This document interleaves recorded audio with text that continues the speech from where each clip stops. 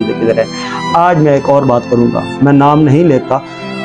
एक हुकूमत गुजरी है, उस हुकूमत का एक जो है वो एग्जीक्यूटिव था, उस एग्जीक्यूटिव ने कुछ चीज़ें की थी आवाम के लिए, बेनाम हो गया। अब उसने सेहत कार्ड जारी किया था, बेनाम हो गया। अब उसने एक निसाब के लिए काम शुरू किया था, बेनाम हो गया। आज उसने लंगर खाने खोले थे, बेनाम हो गया। आज उसने गरीबों के लिए काम किया।